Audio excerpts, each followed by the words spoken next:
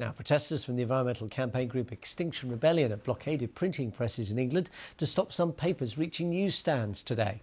They accuse the newspapers of failing to report on the climate emergency. 63 people have been arrested. Well, earlier, a spokesperson for the group explained why they were there. We're here because we feel the British media and political establishment are being complacent about the most existential threat Britain has ever faced.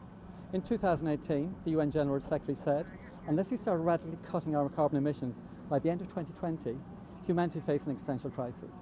So we've had the CV-19 crisis, and the government's response is to pour hundreds of billions of pounds into the old economy. So what we've got here is borrowing money from the future generations to help destroy them.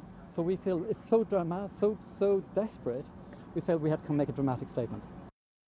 Donica McCarthy. Well, let's talk now in Hertfordshire to our correspondent Lee Milner, who's where the protest took place. Lee, how much disruption did it cause?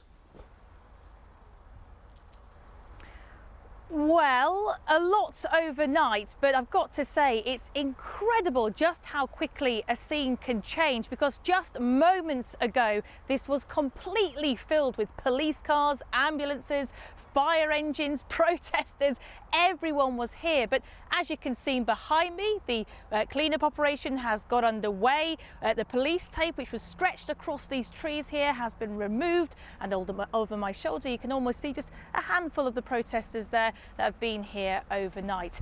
And it's been a long night for them. We've been told by the police that they arrived here about 10 o'clock last night, with activists also protesting at two other printing presses, one in Knowsley in Merseyside and the other near Motherwell in North Lanarkshire, all owned by Rupert Murdoch.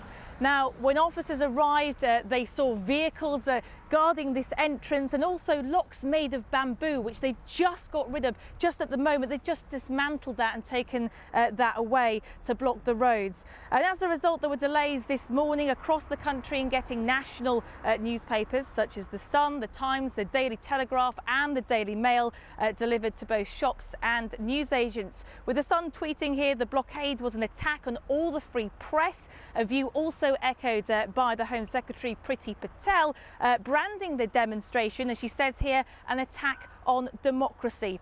Now, Extinction Rebellion accused the newspapers of failing to report on climate change. This morning in a tweet, they said that disruption was needed to expose newspapers with their constant manipulation of the truth. But as you can see, everybody has cleared. The clean operation has got underway and the protesters are no longer here. Lee Milner in Hertfordshire, thank you very much.